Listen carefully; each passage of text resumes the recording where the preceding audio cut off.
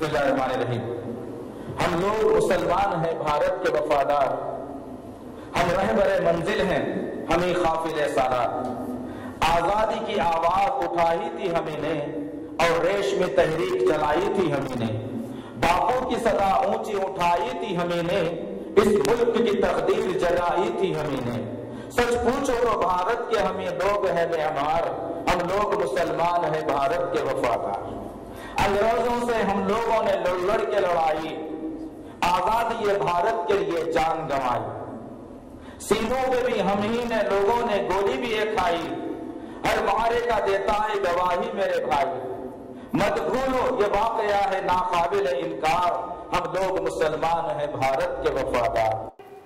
کہ اسلام ہندوستان میں محمد ابن قاسم کے ذریعے سے آیا تھا، ہندوستان میں اسلام تلوار کی زور پر محمد ابن قاسم لے کر آئے تھے سندھ کے راستے سے۔ میرے دوست یہی بات سب سے بڑی غلطی ہے، یہ تاریخ کی سمجھ میں سب سے بڑی غلطی ہے، ہرگز نہیں۔ ہندوستان میں یہ ہندوستان کی حیثیت نہیں تھی، اس زمانے میں نہ سیکولرزم تھا نہ سیکولرزم کا تصور تھا۔ یہ پورا ملک جو بنا کسی تقسیم کے افغانستان کی سرحدوں سے نکلتا ہوا آج کے مشرقی پاکستان اور مغربی پاکستان کا پورا ہندوستان تھا، کوئی تقسیم نہیں تھی۔ اس دور کے اندر اسلام عرب دائی اور مبلغین کے ذریعے سے ہندوستان کے اندر آیا تھا۔ انگریز چاہتا تھا ہر ہندوستانی کو غلام بنا دیا جائے۔ ان چیزوں کو دیکھ کر شاہ عبد العزیز نے اس صلاح کو بلند کر دیا کہ اب ہندوستان دارالحرب بن چکا ہے، لہذا لوگوں کا شعور جاگا، لوگوں کا شعور جاگا۔ پھر سب سے پہلی تحریک وجود میں آئی، جس تحریک کو تحریک شہیدان کہا جاتا ہے، اور انگریز کی اصطلاح میں وہاں بھی مومنٹ آف انڈیا کا وجود عمل۔ 1947 میں انگریز کے منحوس قبضوں سے ہم آزاد ہو چکے ہیں۔ مسلمانوں نے اور ہندوؤں نے جو ہندوستان کی حفاظت کرنا چاہتے تھے اٹھے اور انگریز کے خلاف اعلان جنگ کیا، اعلان جنگ کیا، یہ ہندوستان آزاد ہوا۔ مہاتما گاندھی، پنڈت جواہر لال نہرو، مولانا آزاد آخری دم تک ہندوستان کی آزادی کا درد دیتے رہے۔ لیکن عدل کی بات کرو، انصاف کی بات کرو کہ اس آزادی کے بعد بھی کیا آج ہم آزاد ہیں؟ عبدالرحیم خرم صاحب سے درخواست کرتا ہوں کہ آج کے اہم عنوان پر ہم سب کو مخاطب فرمائیں انشاءاللہ۔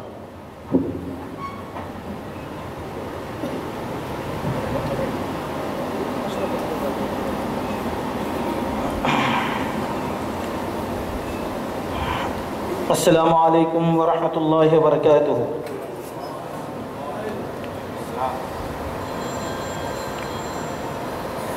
ان الحمد للہ لك الحمد حمدا كثيرا طيبا مباركا، أشهد أن لا إله إلا الله وحده لا شريك له، وأشهد أن محمدا عبده ورسوله،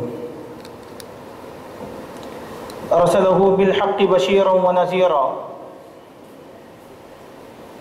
وداعيا إلى الله بإذنه وسراجا منيرا۔ أما بعد فأعوذ بالله السميع العليم من الشيطان الرجيم، بسم الله الرحمن الرحيم۔ قل اللهم مالك الملك تؤتي الملك من تشاء وتنزع الملك ممن تشاء وتعز من تشاء وتذل من تشاء بيدك الخير إنك على كل شيء قدير۔ وقال الله سبحانه وتعالى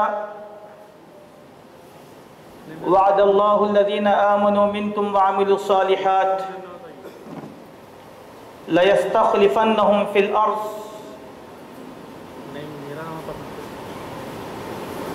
صدق الله العظيم۔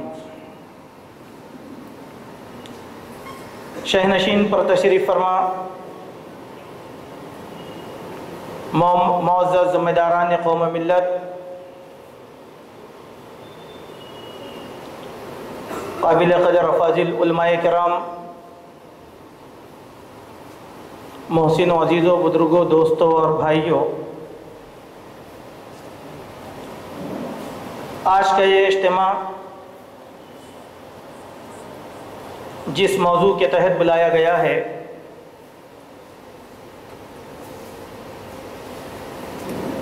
یہ موضوع ہم مسلمانان ہند کے لیے انتہائی اہم ہے۔ اس کا تعلق ہماری عظیم الشان اس زندگی سے ہے، وہ سنہرا دور، عروج کا وہ کامیاب دور جو 1000 سال تک اللہ تبارک و تعالیٰ نے ہندوستان کی سرزمین پر ہمیں عطا کیا تھا۔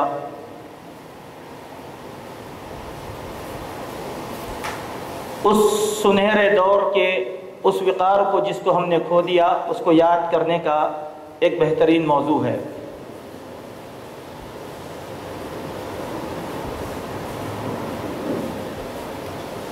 انسانی زندگی میں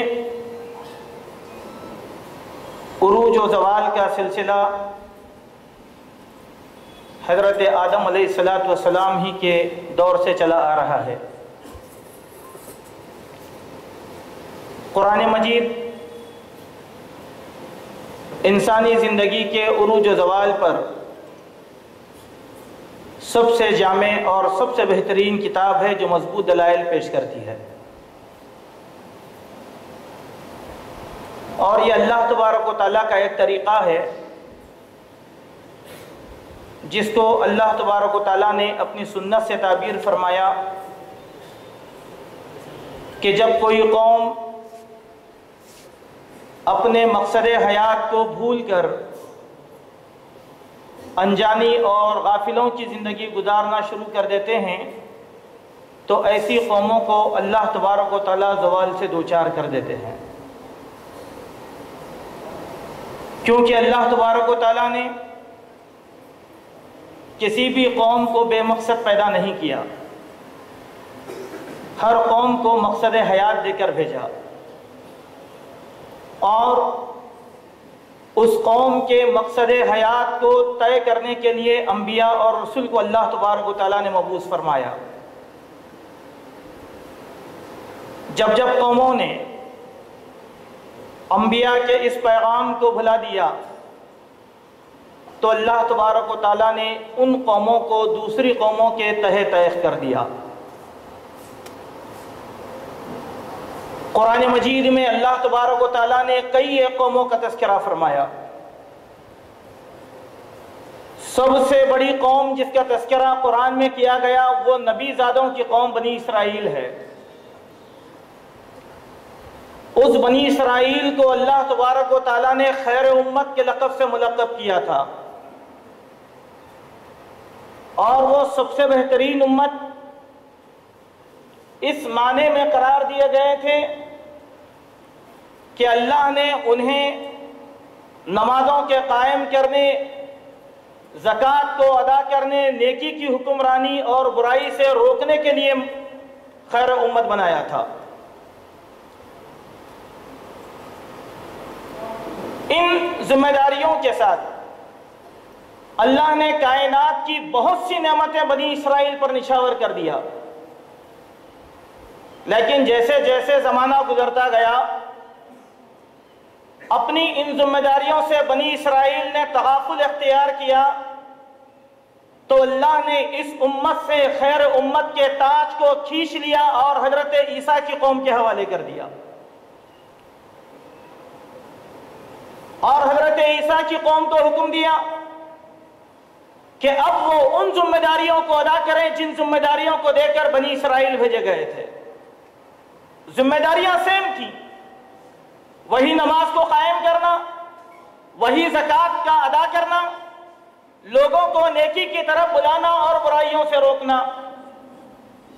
چلتے چلتے نصرانیوں نے بھی اپنی اس ذمہ داریوں کو فراموش کر دیا تو اللہ تعالیٰ نے خیر امت کا لقب، خیر امت کے اعزاز کا تاج ان سے کھینچا اور بنو اسماعیل میں محمد رسول اللہ صلی اللہ علیہ وسلم کے سر پر اس تاج کو پہنا دیا کہ اب امت محمدیہ سب سے بہترین قوم، خیر امت قرار دی گئی۔ اور یہی ایک سچائی ہے کہ جب مسلمانوں نے پوری دنیا کے اندر اللہ نے انہیں جو وقار دیا تھا، انہیں جو اعزاز دیا تھا، انہیں جو سربلندی عطا فرمائی تھی، تعجب ہوتا ہے کہ عرب کے ریگزاروں سے نکل کر اسلام پوری دنیا کا منفرد مذہب بن چکا تھا۔ روئے زمین کا ایسا کوئی خطہ نہیں تھا کہ جہاں پر اسلامی سلطنت کے پرچم بلند نہیں کیے گئے۔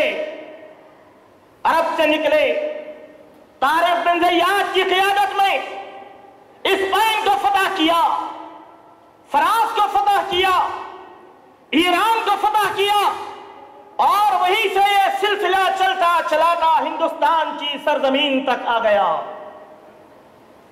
1000 سال کا دور، یہ دور انتہائی سنہرا دور مسلمانوں کو دیا گیا تھا۔ یہ وہ دور جو علم کا دور تھا، ثقافت کا دور تھا، ترقی کا دور تھا۔ یہ دنیا کائنات کی کئی نعمتوں کو جانتی نہ تھی، مسلمانوں نے وہ فکر و فن ساری دنیا کے لیے عطا فرمائے تھے، اور یہ سلسلہ 17ویں صدی عیسوی تک چلتا رہا، اور وہیں سے مسلمانوں کا زوال پوری دنیا میں شروع ہوا۔ 800 سالہ دور اقتدار کے بعد مسلمان اسپین سے بے دخل کر دیے گئے۔ 1000 سالہ سنہرے دور کے بعد ہندوستان میں، رشیا میں اور اس کے اطراف کے پورے ممالک میں مسلمانوں کا چمکتا دمکتا سورج اب غروب ہونا شروع ہوا۔ سبب کیا تھا؟ ایک ہی سبب، سارے مورخین کی باتوں کو ایک جا جمع کر دیا جائے، ایک ہی سبب معلوم ہوتا ہے کہ اللہ کی دی ہوئی ذمہ داریوں کو ہمارے حکمران اور سلاطین نے بھلا دیا، دانے ایش دینے لگے، شراب اور شباب کی مجلسوں کو انہوں نے قائم کیا۔ اللہ نے غفلت کا ایسا پردہ ان کے اوپر طاری کر دیا کہ سارے علاقوں سے بے دخل کر دیے گئے۔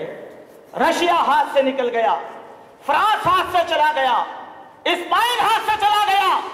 17ویں صدی عیسوی کے اندر ہندوستان سے مغلیہ سلطنت کا تخت و طاؤس بھی ہاتھ سے نکلتا چلا گیا۔ اس تاریخ کو بڑی سنجیدگی کے ساتھ پڑھنے کی ضرورت ہے۔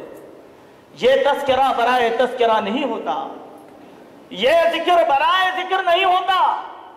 سب سے پہلے اس بات کو ہم ذہن نشین کرنے کی کوشش کریں کہ ہمارے اس ملک میں جہاں پر اسلام نے 1000 سال تک عدل و انصاف کی حکمرانی کی تھی، 1000 سال تک پورے ہندوستان کو فکر و فن اور علم سے لبریز کر دیا تھا، تعمیرات کے وہ نقوش چھوڑے کہ آنے والی نسلوں میں کوئی تعمیرات کا اندازہ بھی نہیں کر سکتی، لیکن اچانک 17ویں صدی عیسوی میں ایسے کیا ہو گیا کہ ہندوستان کے اندر مسلمانوں کا زوال شروع ہو گیا۔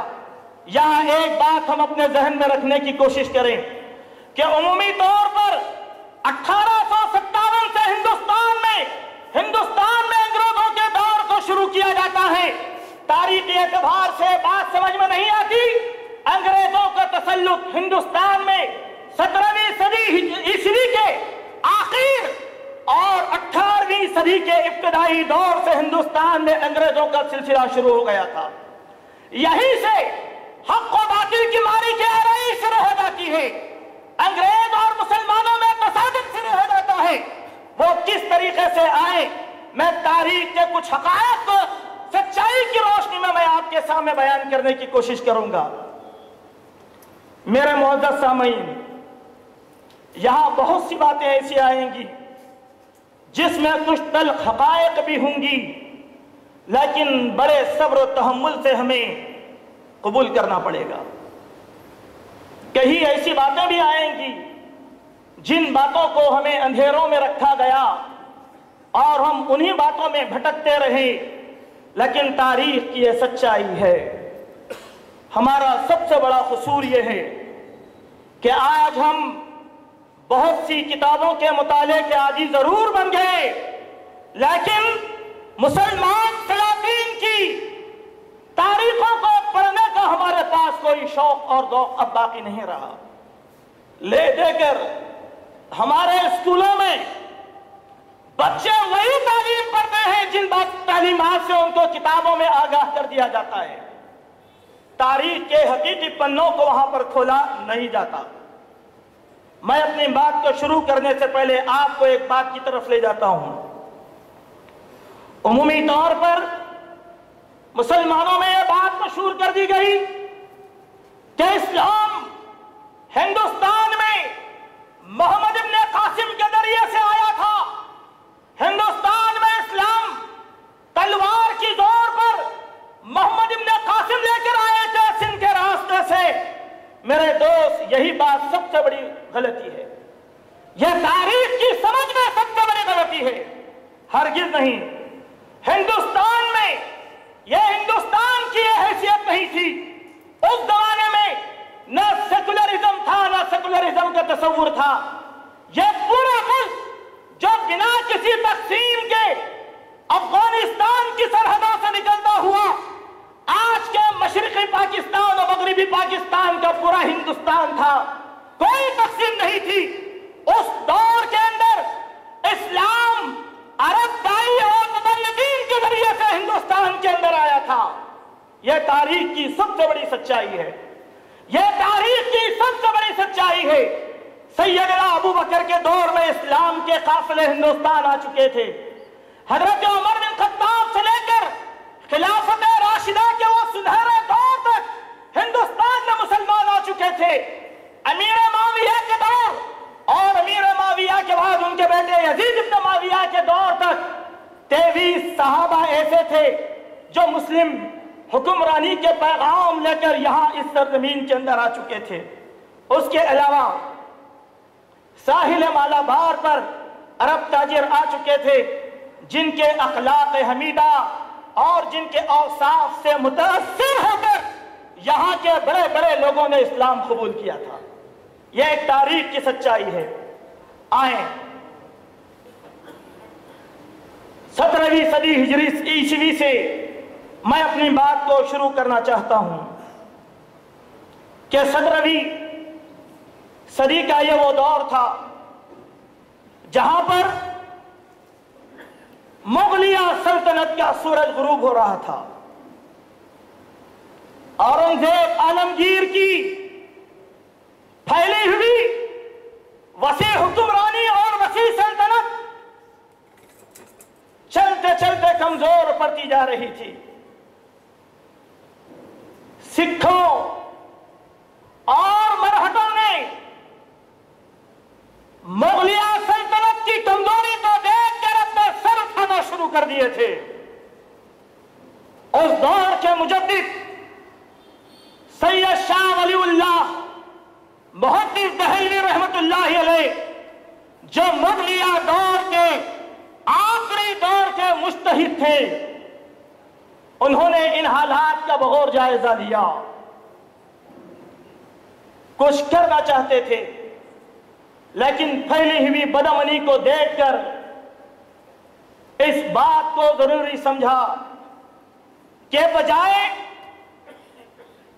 دوسری اقوام سے صفے آرا ہونے سے بہتر ہے کہ مغلیہ دور میں جو غلطیاں سلاطین نے کر چکی تھی سب سے پہلے ان کی اصلاح کر دی جائے تاکہ مسلمان دیندار بن جائے اور اسلام پر واپس آئے، پھر بعد میں ان سے مارکوں کا مسئلہ حل کرنے کی کوشش کریں۔ یہیں سے تاریخ کی سچائی کا آغاز ہوتا ہے۔ اس دور میں مسلمانوں کے پاس راشپوتانہ رسمیں آ چکی تھیں، بیواؤں کو عیب کی نگاہ سے دیکھا جانے لگا تھا، ختنہ کی رسم میں مختلف مراسم کیے جاتے تھے، عقائد کے اندر بہت کمزوری آ چکی تھی۔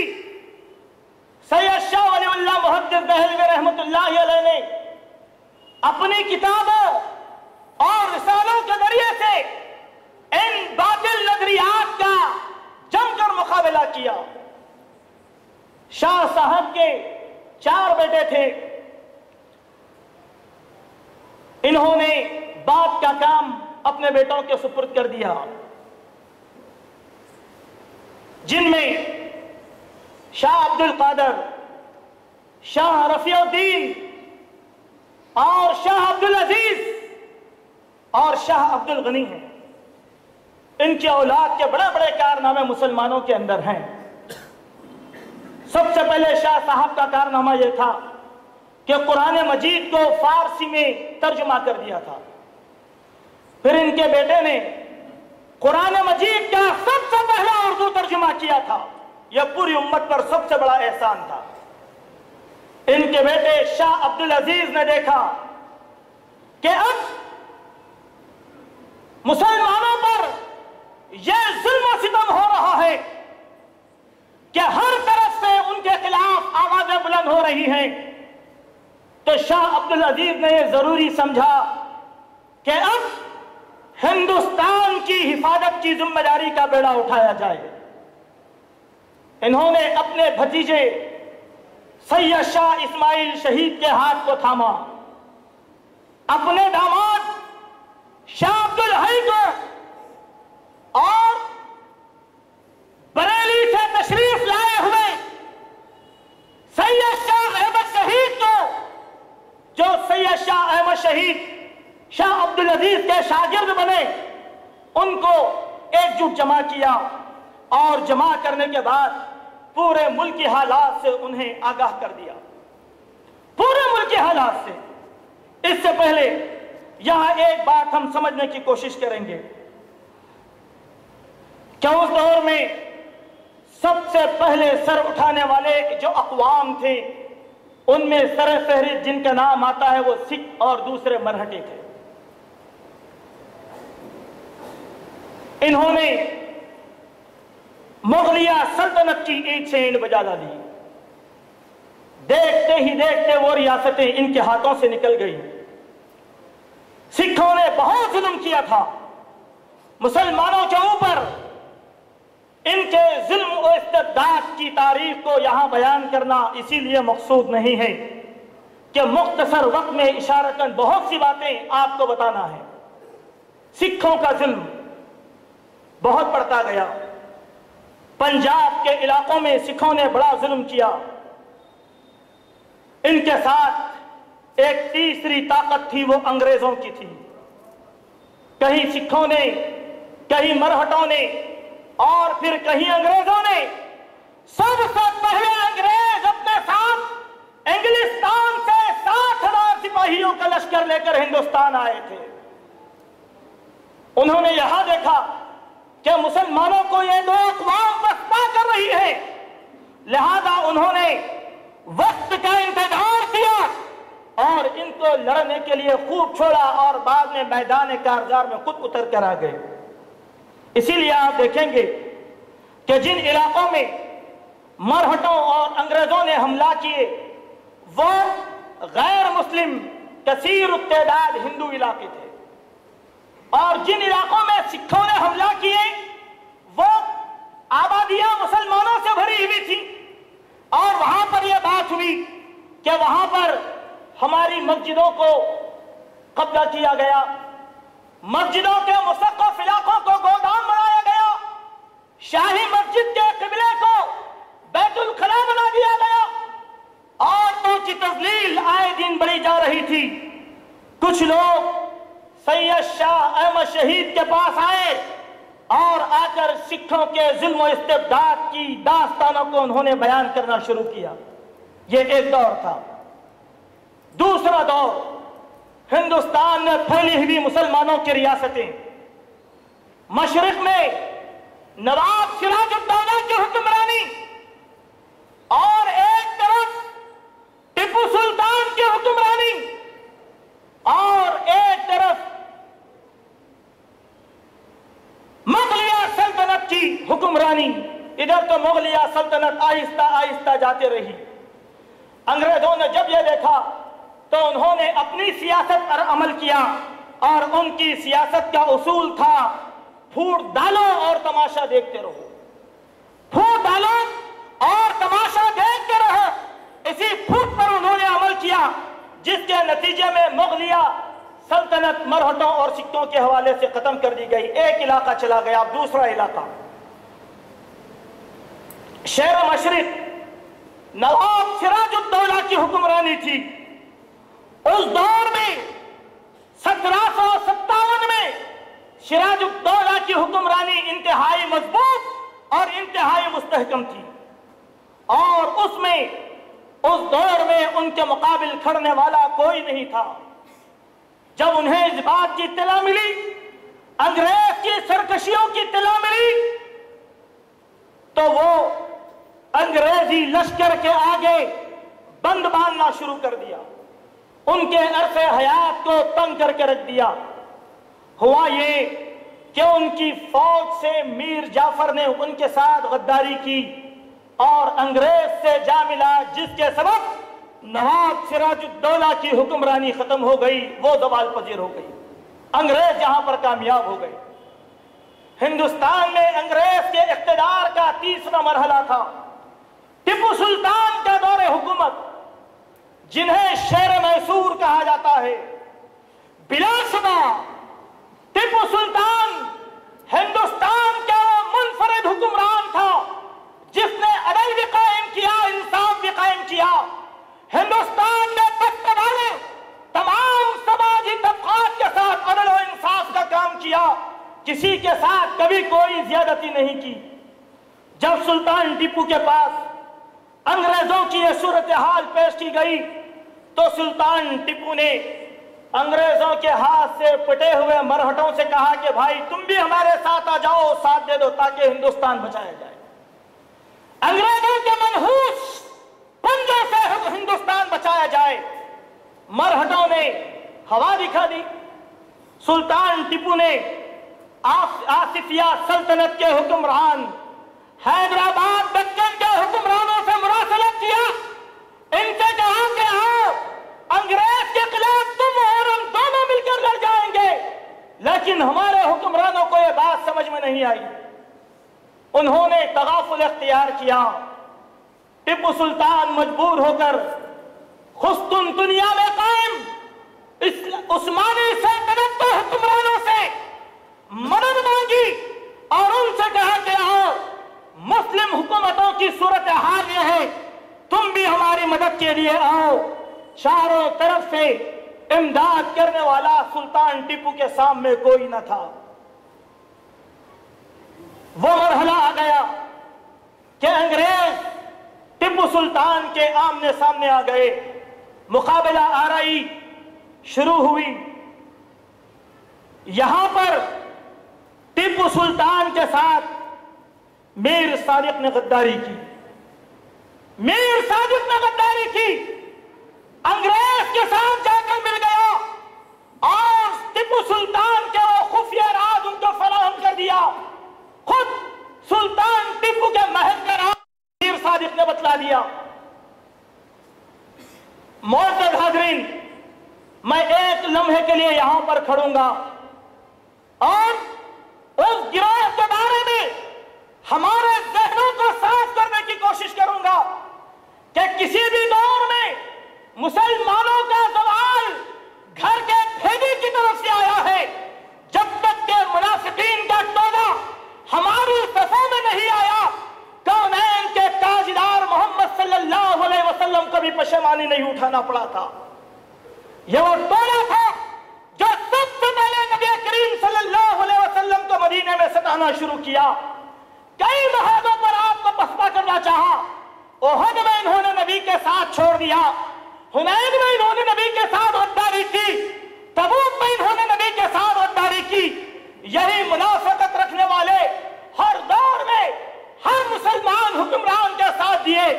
سلطان صلاح الدین ایوبی رحمت اللہ علیہ کی وسیع اور بڑی سلطنت کا بھی اگر خاتمہ ہوا تو یہی مسلمان منافق ٹولوں کی وجہ سے ہوا۔ اور آج کے دور میں اگر پوری دنیا میں मुसलमानों को नुकसान हो रहा है तो वो भी मुनाफिकीन के यही मीर जाफर और मीर सादिक अब्दुल्ला बिन उबई बिन सलूल के औलाद की वजह से हो रहा है। जब तक ये तोला रहेगा मुसलमान सरनिगू होते रहेंगे।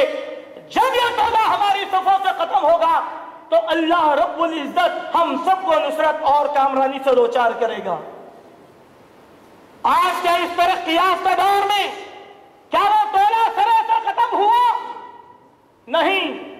आए मैं आपको तारीख की सच्चाई की तरफ ले जाना चाहता हूं।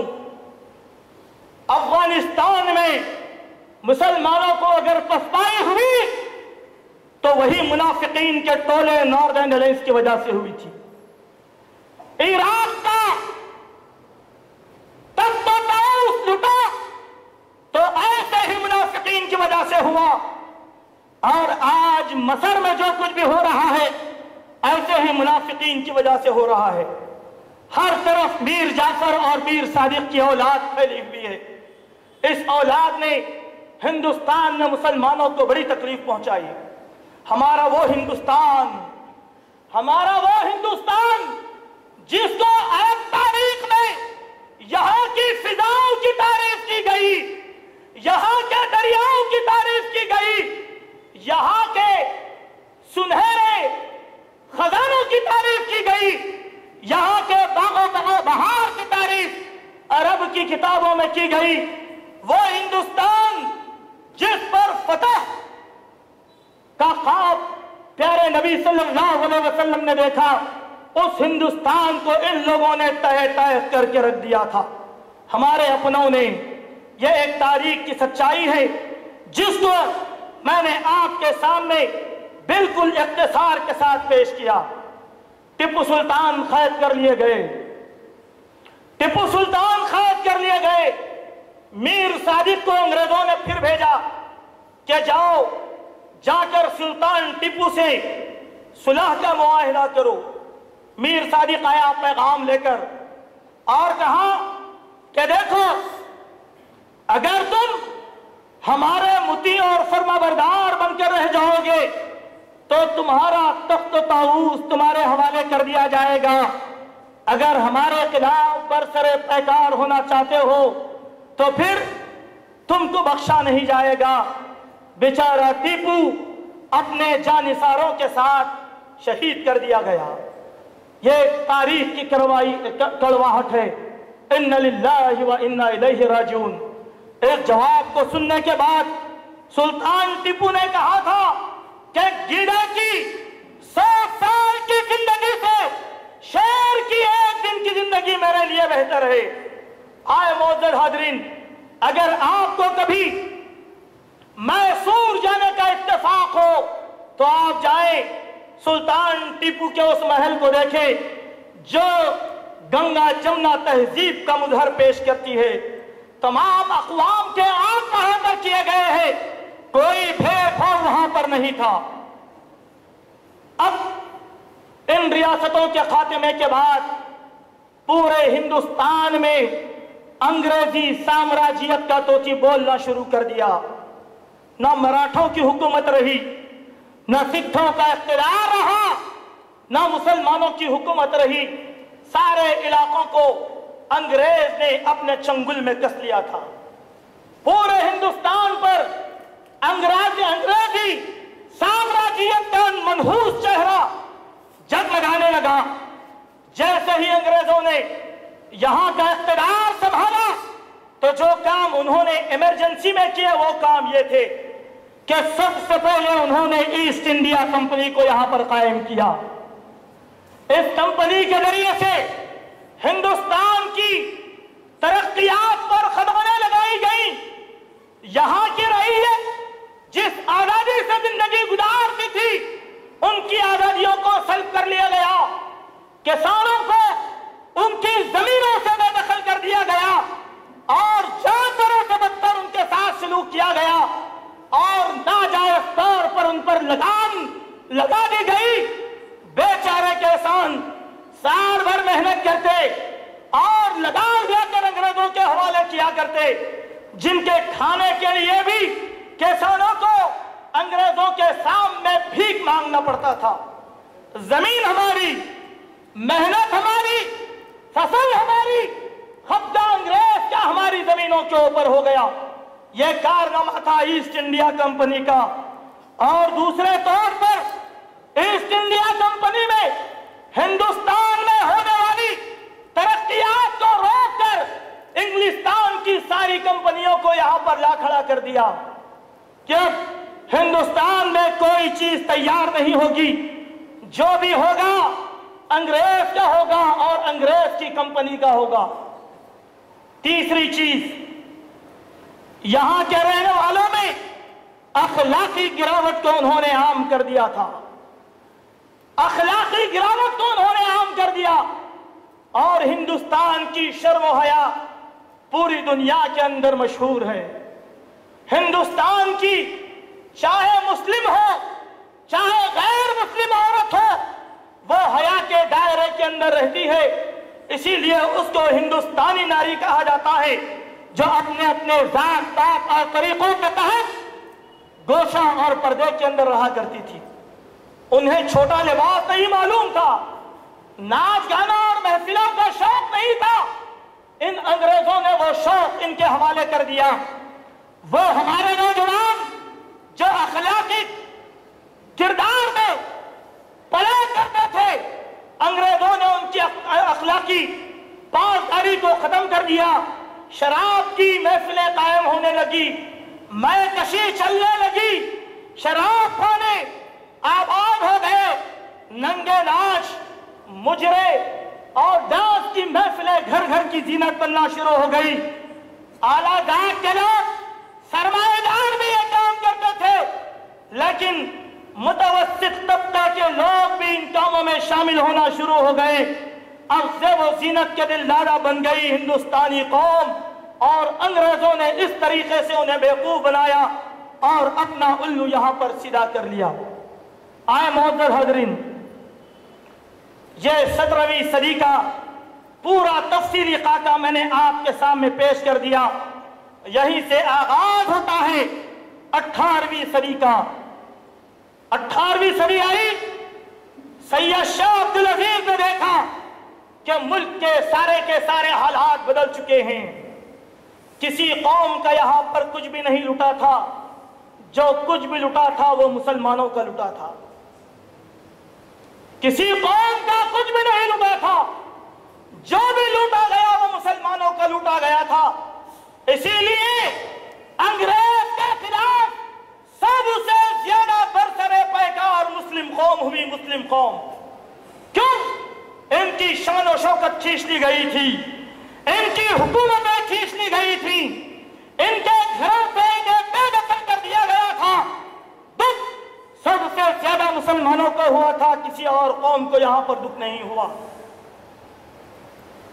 इस सच्ची हकीकत को देखकर बड़े गौर व खौफ के बाद सैयद शाह अब्दुल अजीज रहमतुल्लाह अलैह ने इज्तिमाई तौर पर एक फतवा जारी किया था, ताकि मुसलमानों को हिंदुस्तान की हिफाजत के लिए जिहाद में शामिल किया जाए। वो फतवा यह था कि आहिस्ता आहिस्ता अब हिंदुस्तान दारुल हर्ब बन चुका है। अब हिंदुस्तान दारुल हर्ब बन चुका है। क्यों?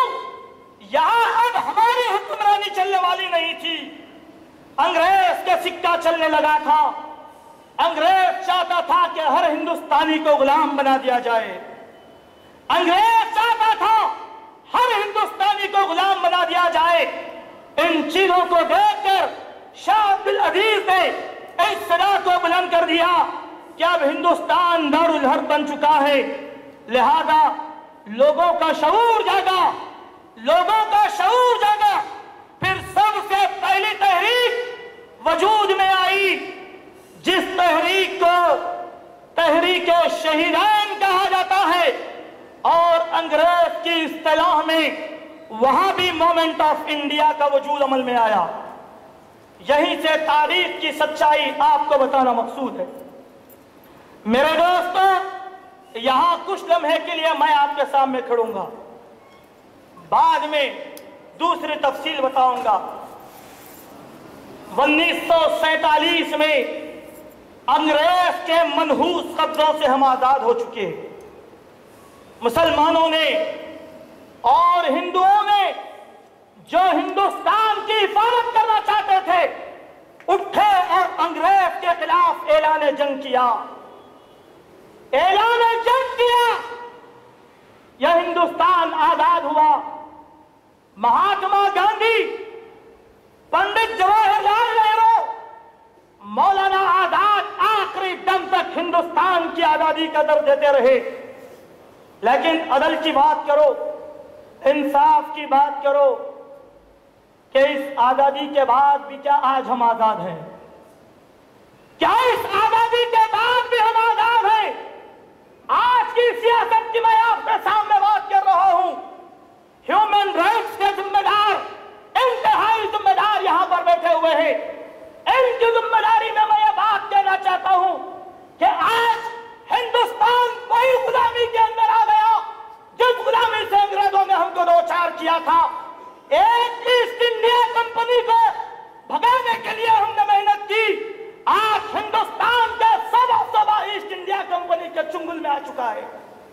बताओ, जमीन हमारी, फसल हमारी नहीं रही, जमीन हमारी, नफूस हमारे, लेकिन आज पूरे हिंदुस्तान में चाइना का माल बिकता है। आज हिंदुस्तान लिवर लिमिटेड बाहर के प्रोडक्ट हमारे सामने लाकर बेचता है। यही नहीं, एमडे कंपनी अमेरिकन वो आकर हमारे मुल्क में कदम जमा चुकी। क्यों भाई, क्या हमारे भारत के वासी इतने कमजोर हो गए कि वो कंपनियों को चलाने की ताकत नहीं रखते? अगर हमारे पास खाने का तेल भी आता है तो ऑस्ट्रेलिया से आ रहा है, आलू भी आ रहे हैं तो बाहर से आ रहे हैं। ये क्या है मेरे दोस्तों? इसीलिए माजिद देवबंदी ने कहा था, ज़हन आजाद हो तो बाद बने। एक आजादी मिल गई लेकिन ज़हन आजाद हो तो बाद बने। आज ये सुपर मार्केटों का जो दौरा हमारे सामने चल रहा है, ये सब क्या है? ये वही देन है जो अंग्रेज ने दिया था। एक खूबसूरत पैराहन पर हमारे गलों में फिर डाल दिया गया। सोचो बात को कि हम किधर जा रहे हैं। आए अब तारीख की उस सच्चाई की तरफ मैं आपको लाना चाहता हूं।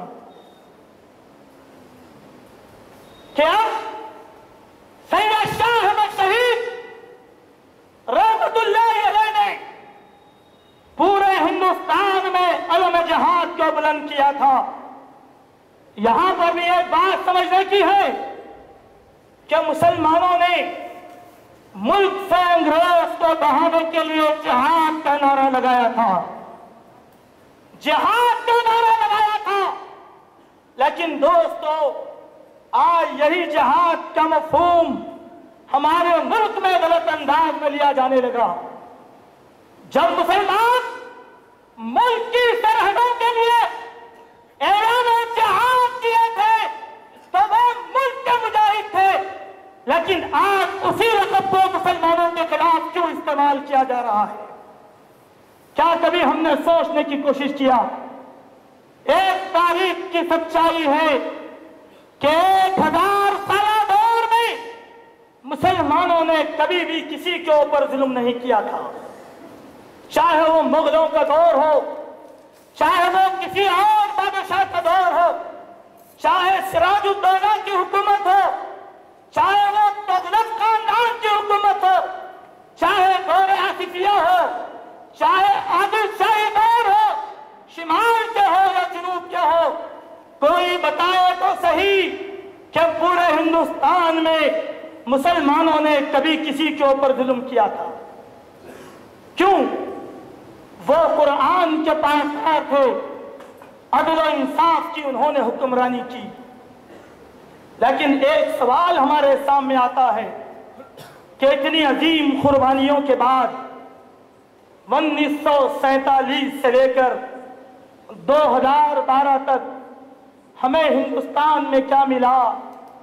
सिवाय भीख के कशकोल के कुछ नहीं मिला। 16,000 मुस्लिम कश फसादात हिंदुस्तान में करवाए गए। 1000 साल तारीख में एक भी फसाद नहीं हुआ था, लेकिन 50 सालों के अंदर 16,000 फसाद करवाए गए। ये मेरी बात नहीं है, चंद दिनों पहले अखबार मुंसिफ के अंदर ये तफसील आई थी, आपने भी पढ़ा होगा। ये कहां काबिल है मेरे दोस्त। इसीलिए किसी शायर ने कहा था, हम आह भी करते हैं तो हो जाते हैं बदनाम, वो कत्ल भी करते हैं तो चर्चा नहीं होता, वो कत्ल भी करते हैं तो चर्चा नहीं होता, हम आह भी करते हैं तो हो जाते हैं बदनाम। यह इंसाफ हमारे साथ क्यों रवा रखा जा रहा है?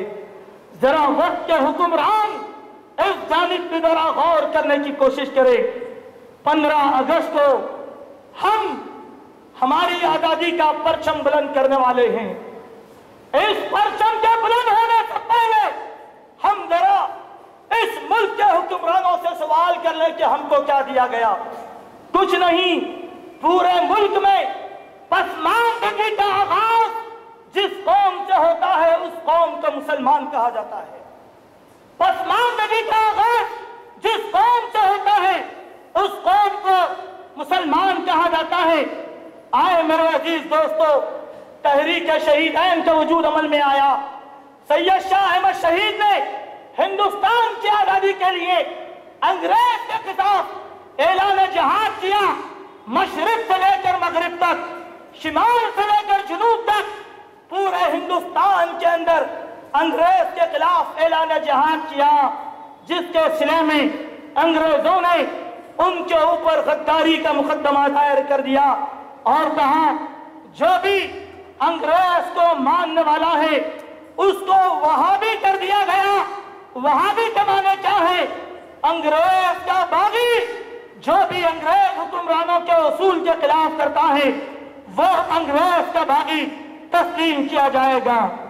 आए मेरे अजीज दोस्तों, जिन लोगों को अंग्रेजों ने वहाबियत के नाम पर बदनाम किया था और एक नया शोशा ऐसा छोड़ दिया कि आजादी के बाद ये मुजाहिदीन हजारों की लाखों की तादाद में मुल्क के लिए जानिसारी की, लेकिन उन पर बदनुमा दाग लगा दिया गया कि वहाबी मूवमेंट ऑफ इंडिया। मैं आपको बतलाता चलूं कि इस वहाबी मूवमेंट ऑफ इंडिया की तरफ से जो बातें मंजर आम पे आई वो बातें इस तरीके से थी कि उलमाए सादकपुर जिन्होंने हिंदुस्तान की आजादी में कोई कसर बाकी नहीं रखी, उनके घरों पर बुलडोजर चला दिए गए। पटना में उनके घरों पर बुलडोजर चला दिए गए। यही नहीं कि उनकी जायदादों को खर्च करके नीलाम कर दिया गया और उनकी जायदादों से हासिल होने वाली आमदनी को रेलवे स्टेशनों में लगाया गया, कॉलेजों के कमरे बनाने के लिए लगाया गया, सड़कों की तामीर के लिए लगा दिया गया। उनकी जायदादें खर्च कर ली गई। सिर्फ बंगाल में सैयद अहमद शहीद के मानने वाले 1.5 लाख लोगों को अंग्रेजों ने सूली पर चढ़ा दिया था। 1.5 लाख तहरीक शहीदैन से वाबस्ता लोगों को अंग्रेजों ने सूली पर चढ़ा दिया था। यही बात नहीं कि इसके अलावा 5 लाख मुसलमानों को अंग्रेजों ने सूली पर चढ़ा दिया था। क्यों? कि वो हमारे खिलाफ ऐलान जंग कर चुके हैं। मेरे दोस्तों, अगर मैं ये बात कहूं तो ज्यादती हरगिज नहीं होगी। ये बात कहूं तो हरगिज ज्यादती नहीं होगी कि जितना खून हिंदुस्तान की आजादी के लिए बहाया मुसलमानों ने, शायद हिंदुस्तान के पूरे तबकों ने मिलकर उतना पसीना भी नहीं बहाया होगा। ये बात मेरी नहीं है, गैर मुस्लिम तारीख दानों की बात है। वो कौन था जो मुल्क के लिए अपने औलाद को कुर्बान कर सकता था? वो कौन था जो मुल्क के लिए अपनी बीवियों को मेवा बनाने पर मजबूर हो गया था? वो कौन था जो मुल्क की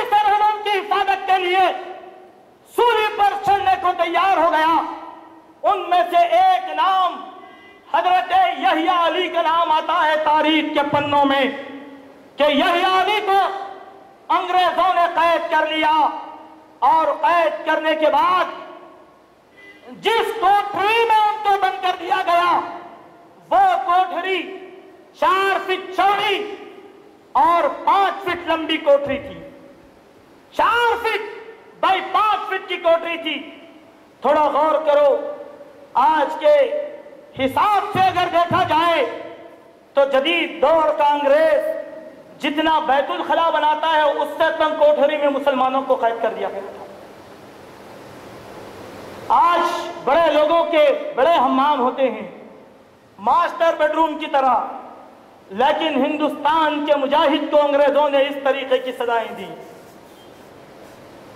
उनकी कोठरी की बुलंदी पर एक रोशनदान था, कोठरी का दरवाजा 24 घंटे बंद रहता। जब कोई आता तो दरवाजा खोलता। दिन के औकात में यहया अली से रहत चलाने का काम लिया जाता, जिसकी वजह से वो कमजोर पड़ गए और पेशाब से खून जारी हो गया। उसी हालत में उनका इंतकाल हुआ। एक बूढ़े ज़ईफ निहत्ते ने इतनी अजीम कुर्बानी क्यों दी थी? इतनी अजीम कुर्बानी क्यों दी थी? थोड़ा सा गौर करने की बात है कि हम अगर अपने इन बड़ों की तारीख को भुला बैठेंगे तो फिर नतीजा हमारे हवाले है कि वो दौर भी देखा है, तारीख की आंखों ने लम्हों ने खता की थी, सदियों ने सदा पाई और ये सदियां सदा पा रही हैं। ये सदियां सदा पा रही हैं। क्या आप चाहते हैं कि हम तो चले जाएंगे, हमारे जाने के बाद हमारी औलाद इसी गुलामी के तहत जिंदगी गुजारे? क्या हमें अंदाजा है कि हमारे चले जाने के बाद हमारी औलाद के साथ क्या नारवा सलूक किया जाएगा? क्या कभी हमने सोचा है? हरगिज नहीं मेरे दोस्तों। आप तारीख के इन पन्नों से नसीहत हासिल करो और अपने आप को तरक्की के धारे में शामिल करने की कोशिश करो। अंग्रेज ने जो काम यहां पर किए थे उनमें से एक वाकया मैं आपको सुनाता हूं। बड़ा अजीब और गरीब वाकया है कि हिंदुस्तान की आज़ादी के वक्त जब हिंदू और मुसलमान मिलकर मुल्क की सरहदों की हिफाजत करने लगे, अंग्रेजों को यह इत्तेहाद देखा नहीं गया। उन्होंने मुसलमानों और अंग्रेजों को लड़ाने की, मुसलमानों को और हिंदुओं को लड़ाने की कोशिश की। वो कैसे? वो इस तरीके से कि जो इलाके अंग्रेज के जद में आ गए वहां हिंदू सिपाही भी थे, मुसलमान सिपाही भी थे। उन्होंने कुछ इस तरीके के कारतूस बनाए तो उस कारतूस पर गाय की और खंजीर की चर्बी को चढ़ा दिया। गाय की और खंजीर की चर्बी को चढ़ा दिया। होता यह था कि फायर करने से पहले कारतूस को मुंह में लेना होता था, मुंह में रखना होता था। हिंदुओं को जब यह बात मालूम हुई तो उन्होंने कहा यह हमारे साथ क्या तौहीन है कि हमारी गौ माता की चर्बी। और मुसलमानों को यह गुस्सा आया कि वो खिंजीर जिसे अल्लाह तबारक व तआला ने हराम किया ये लोग हमें खिलाना चाहते हैं। यहां एक चाल चली मुसलमानों ने। वो चाल ये थी कि रोटियों के जरिए से जहां मुस्लिम काफिले फौजियों के छावनियां थी वहां पर एक पैगाम भेज दिया। पैगाम यह था कि एक वक्त मुअय्यन पर अंग्रेज के खिलाफ बगावत करना है, अंग्रेज के खिलाफ बगावत करना है। हुआ ये कि उसी तरीके से उन्होंने ये काम किया और आखिरी वक्त में उन्होंने एक साथ ऐलान जिहाद कर दिया। जैसे ही ऐलान जिहाद किया उनका जनरल बख्श जो एक पुख्ता अकीदे का हामिल था उसने दिल्ली के राज पर कब्जा कर लिया और अंग्रेज को दिल्ली से भगा दिया।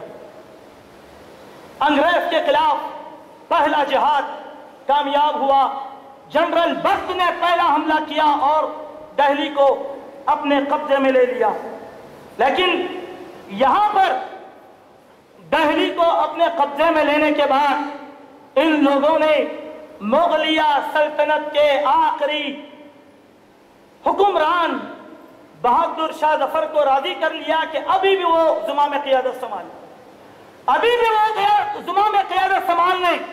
लेकिन यहां पर एक बात हुई, बात ये कि पटियाला से ताल्लुक रखने वाले सिख फौजियों ने अंग्रेज के साथ मिलकर दोबारा दिल्ली पर हमला किया, जिसकी वजह से दिल्ली छोड़कर लोगों को भागना पड़ा और बहादुर शाह जफर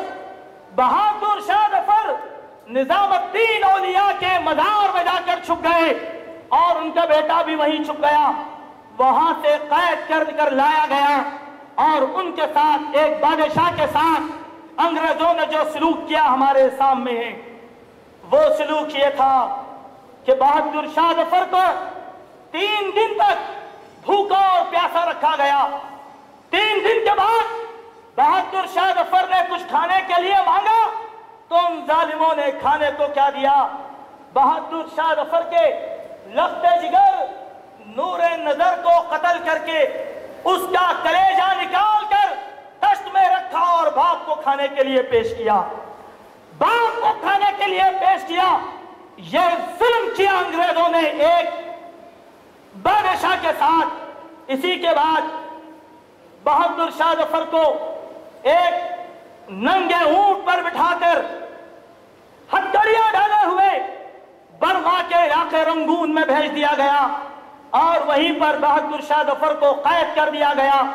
उस कैद में बहादुर शाह जफर ने कुछ अशार लिखे थे कि उम्रे अजीज मांग के लाए थे 4 दिन, 2 आरज़ू में कट गए, 2 इंतजार में इतना बदनसीब सफर, 2 गज जमीन भी मिल न सकी कुए यार में। ये गम भरे गजल उन्होंने वहीं पर कैद खाने में लिखी थी। आए मोअज़्ज़ज़ हाज़रीन, मेरी तकरीर के इस आखिरी हिस्से में मैं आपके सामने कुछ और हक़ाइक़ को पेश करना चाहता हूं। वो हक़ाइक़ ये हैं कि अंग्रेज का साथ देने वाले हिंदुस्तान के गद्दारों में किन किन लोगों का शुमार हुआ करता था। यह भी तारीख का एक बहुत बड़ा हिस्सा है, क्योंकि बिना किसी गद्दारी के अंग्रेज कामयाब होने वाला नहीं था। इसीलिए अंग्रेज ने यहां पर दाखिली मुल्क में जहां मीर सादिक और मीर जाफर को पैदा किया, वहां पर एक पैदा हुआ इलाही बख्श, उसने भी अंग्रेज का साथ दिया और सबसे बड़ा जिसने अंग्रेज का साथ दिया वो था गुलाम अहमद कादियानी। और गुलाम अहमद कादियानी का बाप गुलाम अहमद कादियानी अपनी किताब में लिखता है, मैं तो वो पौधा हूं जिसको अंग्रेज ने सेंच कर पाला है। इसीलिए अंग्रेज ने मिर्जा गुलाम अहमद का साथ लेकर जिहाद के खिलाफ फतावे लिखाए, किताबें लिखी और पूरे हिंदुस्तान के अंदर उसे मशहूर कर दिया। जब जनरल बख्श पसपा होकर नेपाल के जंगलों में भागे अपने साथियों को लेकर, दरियाए अरबी को बड़ी मशक्कतों से पार किया, तो गुलाम अहमद का बाप गुलाम मुर्तजा ने मुखबिरी की और अंग्रेज का साथ दिया।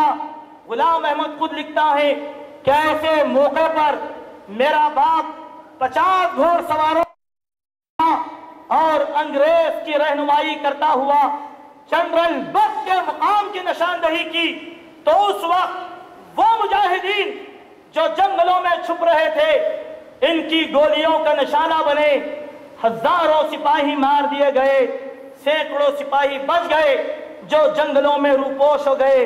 अगर कादियानियों ने यह हरकत न की होती तो 100 साल पहले अंग्रेज हुक्मरान हिंदुस्तान से भाग गया होता।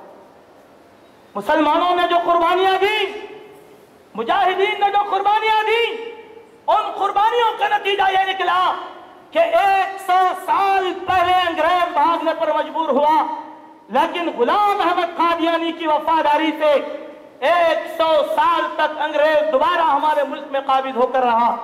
यह गद्दारी का नतीजा था। इसी के साथ मुअज़्ज़ज़ हाज़रीन, آخری وقت میں چلتے چلتے ایک اور بات کی طرف آپ کی رہنمائی کرنا چاہتا ہوں. وہ بات یہ ہے کہ جہاں پر سید شاہ احمد شہید رحمت اللہ علیہ کے جانثار دوستوں نے ملک کی آزادی کے لیے محنت کیا، وہیں پر دیوبندی علماء میں دو علماء کے نام لیے جاتے ہیں.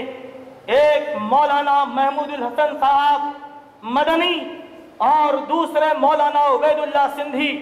ان دونوں لوگوں نے بھی تحریک مجاہدین کا ڈٹ کر ساتھ دیا تھا، لیکن کیا کرے، یہاں پر بھی گھر کا بھیدی نے لنکا کو ڈھا دیا تھا. لنکا کو ڈھا دیا تھا انہی کے اپنے خانوادے کا ایک آدمی جو اس زمانے میں انگریز کا ایک پولیس آفیسر ہوا کرتا تھا، ظفر علی، اور ایک ہندوستان کے بہت بڑے عالم دین کا وہ بھائی ہوا کرتا. اگر میں نام لے لوں تو کچھ چہرے مجھ سے اختلاف ضرور کریں گے، میں نام نہیں لوں گا کہ لوگوں نے اپنے اپنے خطاب کے لیے کیا کیا کیا. انگریز کے ماہانہ 600 روپے کے لیے علماء دین نے فتاووں کو بیچا تھا. مجاہدین کے خلاف انگریز کی تائید میں ماہانہ 600 روپے وظیفے کے وجہ سے فتووں کو بیچا تھا. اور اپنا بھائی ظفر علی جو انٹیلیجنس کا ایک معمولی سپاہی تھا، انگریزوں کی وفاداری کرتا کرتا ہندوستان کی انگریز انٹیلیجنس کا سب سے بڑا سپاہی بنا دیا گیا. کیا کیا ملا اطاعت اور فرمانبرداری میں، کیا کیا ملا انگریز کی غلامی میں، سب کچھ ملا، لیکن ملک میں نیک نامی نہیں ملی. اس کا نام ظفر علی تھا. آپ تاریخ کی کتابوں کو پڑھے، اس نے عبید اللہ سندھی کی مخبری کر دی اور مولانا محمود الحسن کی مخبری کی. تحریک ریشمی رومال کو جہاں تک پسپائی ہوئی، یہ سارے کا سارا ظفر علی کا کارنامہ تھا. معزز حاضرین، اس دور میں مجاہدین ملک، مجاہدین ہندوستان، میں انہیں مجاہدین مسلمان اس لیے نہیں کہوں گا کہ انہوں نے ہندوستان کی عظمت رفتہ کی بحالی کے لیے جہاد کیا تھا. اور آج جو لوگ میری بات کو یاد رکھ سکتے ہیں، نقل کر سکتے ہیں، وہ میری بات کو سن لیں. ہندوستان کی محترم سرحدوں کی حفاظت کے لیے مسلمانوں نے جان کی بازی لگائی تھی. اللہ کے لیے ان کو غداری کا الزام نہ دو. وقت کا مورخ لکھتا ہے کہ انگریز کا ساتھ دینے والے 3 طبقات تھے. ایک سکھوں کا گروہ تھا، دوسرا فرقہ پرست ہندوؤں کا گروہ تھا، اور تیسرا بدعقیدہ مسلمانوں کا گروہ تھا. ان تینوں گروہ نے انگریز کے ساتھ دیا، لیکن ہندوستان کے سچے وفاداروں نے انگریز کے خلاف اپنی جام شہادت کو نوش کر دیا تھا. مسلمانوں کی اس قربانی کو شک کی نگاہوں سے نہ دیکھو. کیوں؟ سید اسماعیل شہید نے تقویت الایمان لکھ کر، سید احمد شہید نے صراط مستقیم لکھ کر، اور حنفی علماء کی کتاب شرح وقایہ کے ذریعے سے پورے ہندوستان میں علم جہاد بلند کر دیا گیا تھا. پورے ہندوستان میں علم جہاد بلند کر دیا گیا تھا.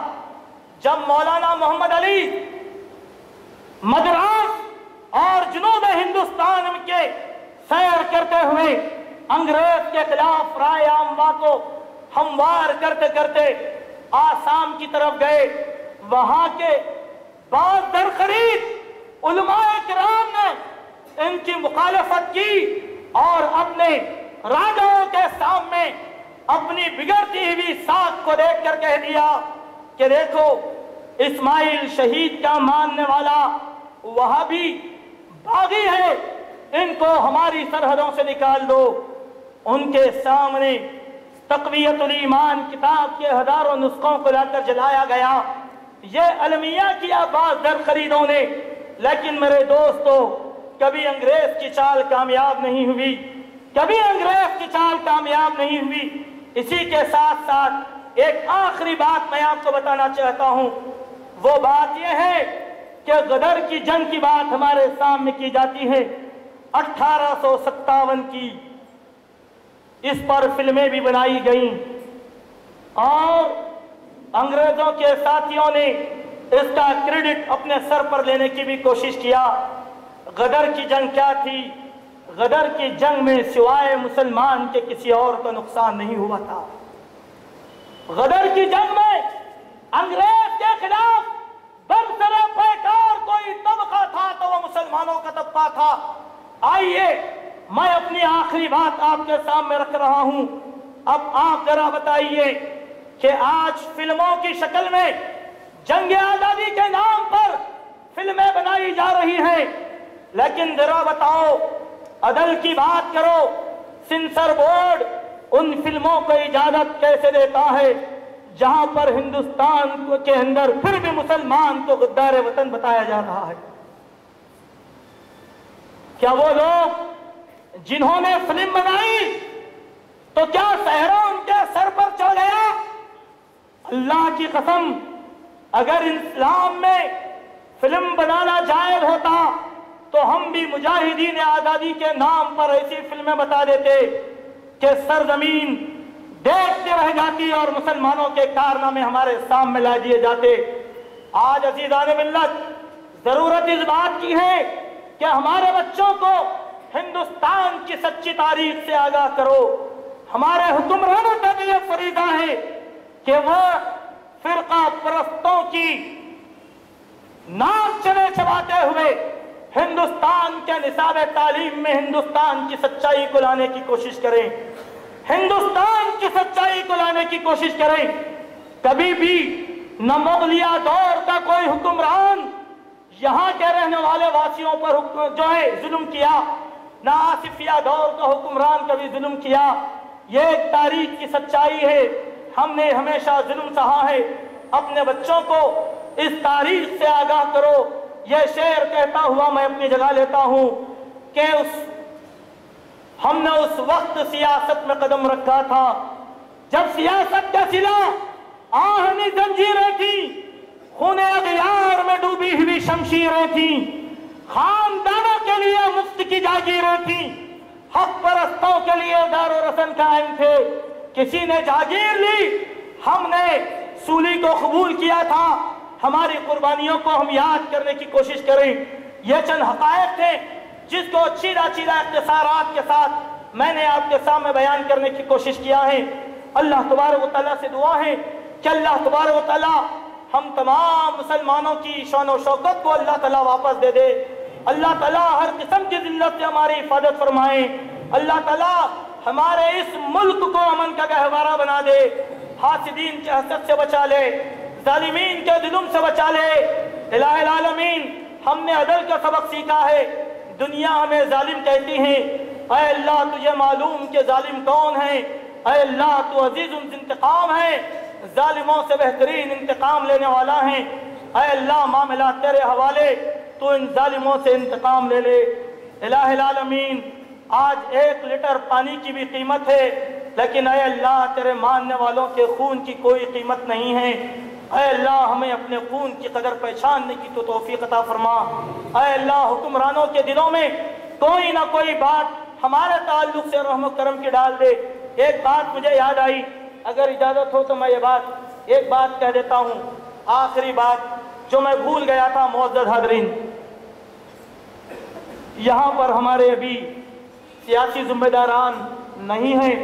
अगर वो होते तो बात का बड़ा मजा भी आ जाता कि हिंदुस्तान की वाहिद सियासी तंजीम कांग्रेस आई है।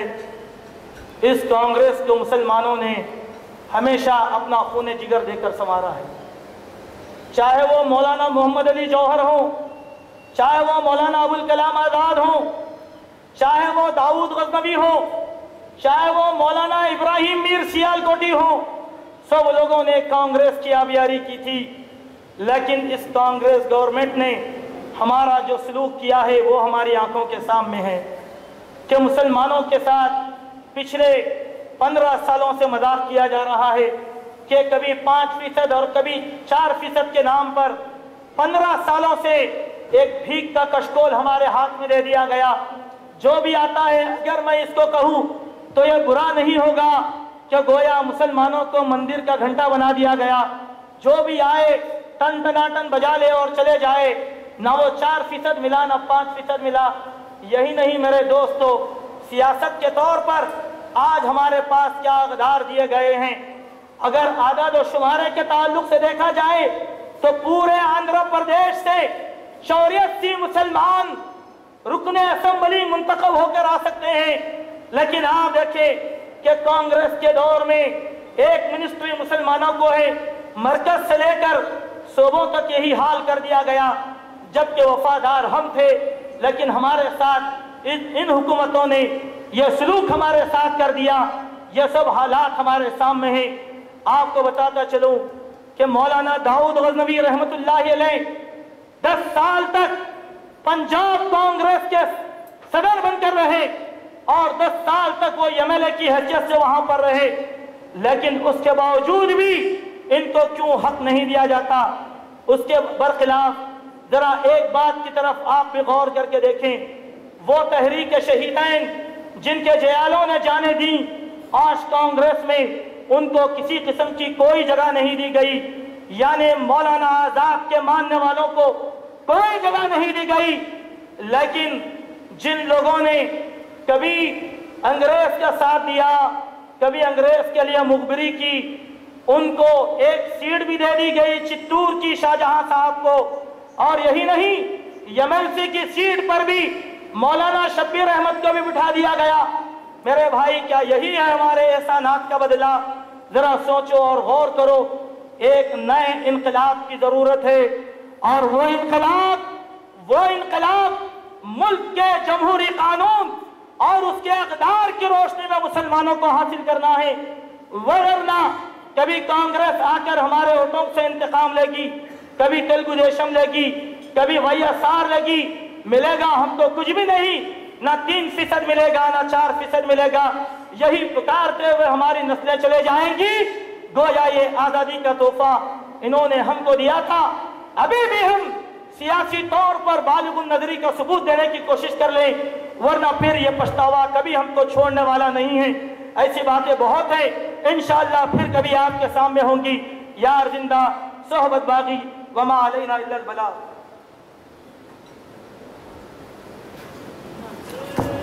जज़ाकुमुल्लाह खैर व हसनल जज़ा। आपने फज़ीलतुश शेख अब्दुर्रहीम खुर्रम जामी से एक मुफस्सिल इल्मी बयान समाअत फरमाया।